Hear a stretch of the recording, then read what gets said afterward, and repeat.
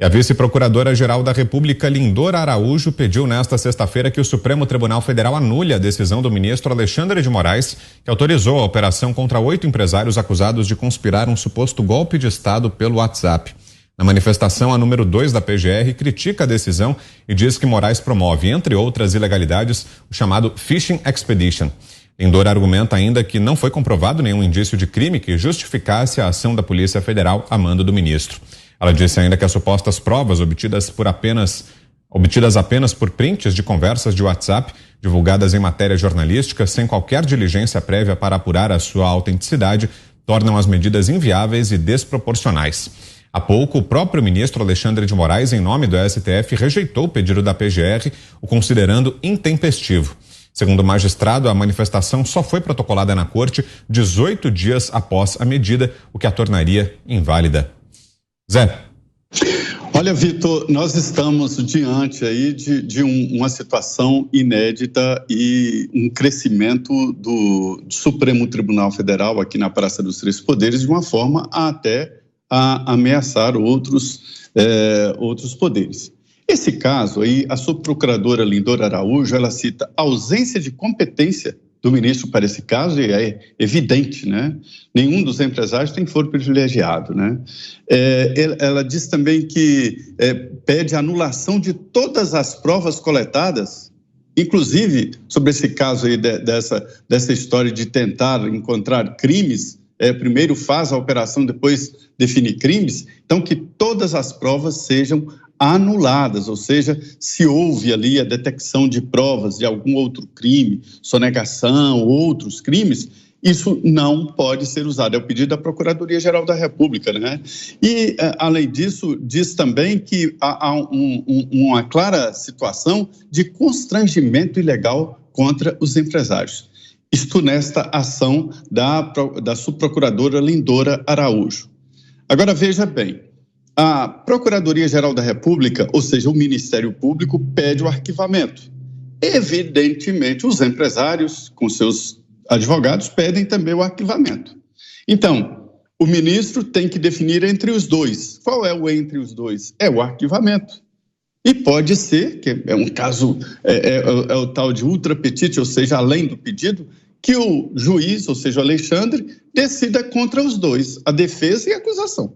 E ele decida outra coisa. Quer dizer, isso é muito esquisito. Mas a intenção aí do Ministério Público é levar o assunto para o plenário do Supremo Tribunal Federal. Mas eu vou te dizer aqui o tamanho do Supremo neste momento.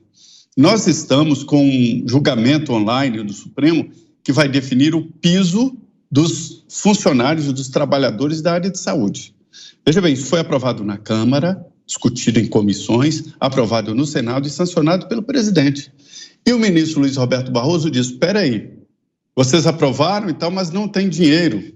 Quer dizer, o Supremo agindo como se fosse uma Cefaz, uma Secretaria de Fazenda, dizendo, olha, os estados não podem pagar, o governo federal não pode pagar, quer dizer, quem é o Supremo para agir como se fosse secretário de Fazenda dos estados, dos municípios e da União. E ainda, além disso, a ministra Rosa Weber abriu um procedimento e pediu a opinião da PGR contra o deputado Eduardo Bolsonaro, né? Ali, porque ele dizendo que é preciso uma proteção e que as pessoas têm o direito de andar armado para se defender. Então, a ministra Rosa Weber, futura presidente do Supremo, abriu um procedimento contra ele. E também sobre o governo pediu uma campanha para explicar o uso do cartão do Auxílio Brasil. E hoje também o Supremo negou, impede a SECOM de fazer um esclarecimento público sobre o cartão Auxílio Brasil, e não é a primeira vez, porque a SECOM foi proibida de falar sobre o Dia da Independência do Brasil, a data nacional, e a SECOM foi proibida de fazer uma campanha sobre saúde pública e vacinação. Isso tudo o Supremo, mas não acabou não. A PGR pede para o Supremo arquivar aquele inquérito contra o presidente e falando ali sobre ele leu um trecho de uma entrevista falando da possibilidade de relação entre a vacina e o HIV. Veja bem, eu não acredito nesse conteúdo. Mas o presidente leu um artigo de uma revista. Alguém que tem que responder é a revista. O presidente leu isso numa live.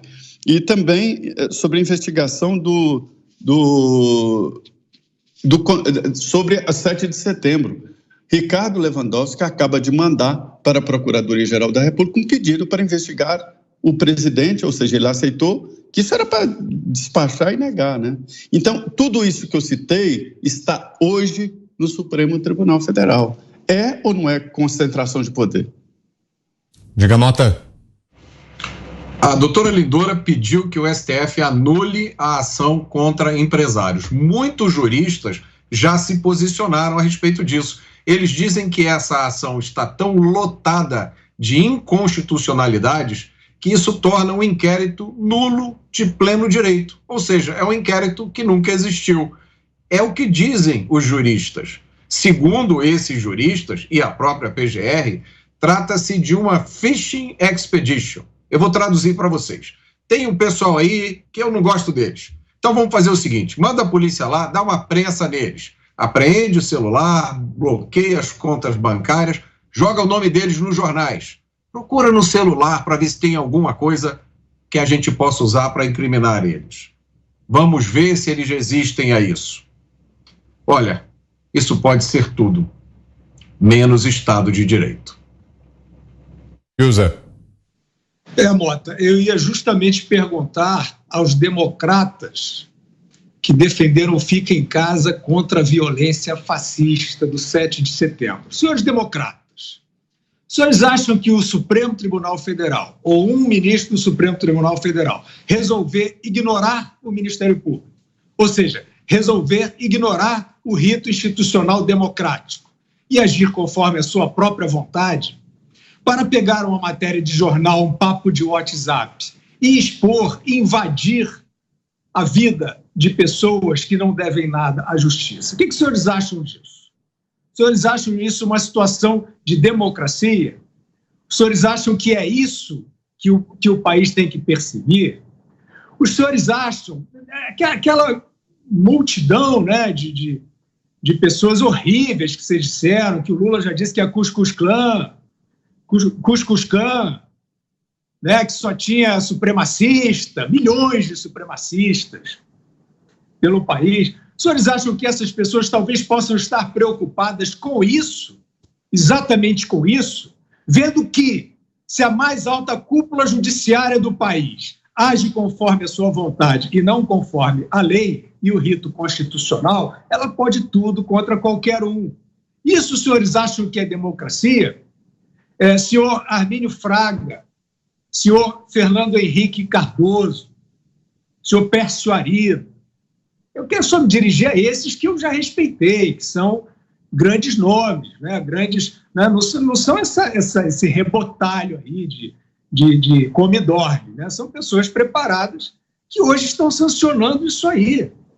Eles estão achando graça nisso. Ah, não, porque tem o consórcio que dá as manchetes, tem as fundações lá de fora que estão apostando nisso, né? Vou botar um decalquezinho aqui para as redes sociais, ajudam, censura, né? Tudo que não for fora da cartilha fica difícil falar.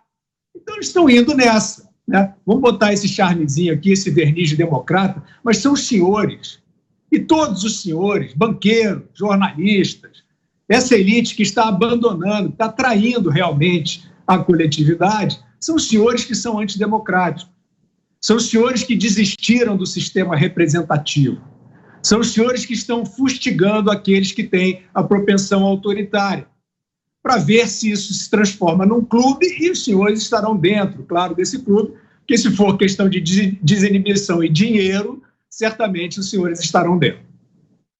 Diga, Ana. A subprocuradora Lindora Araújo, em junho desse ano, ela também se manifestou pedindo a extinção da punibilidade no caso do deputado Daniel Silveira, em relação ao decreto, né, da graça presidencial que o ministro Alexandre de Moraes continua insistindo nessa perseguição pessoal. A subprocuradora alegou que dentro da lei ele não poderia ser objeto de discussão e pediu também a revogação das medidas restritivas retroativas à publicação do perdão. No entanto, esse osso pessoal, essa perseguição pessoal, o ministro Alexandre de Moraes também não quer soltar.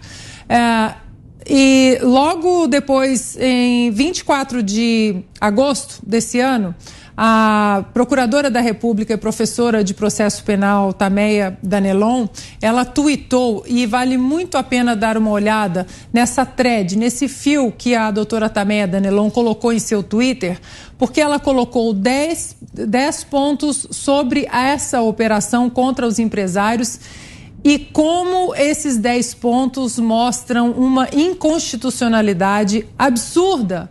Agora, mais uma vez, nós não estamos falando de Alexandre de Moraes, não estaríamos falando de mais um processo, né, de ilegalidade dele, que ele insiste, são tantos, né, que nós nem conseguimos numerar mais, sem falarmos do senhor Rodrigo Pacheco.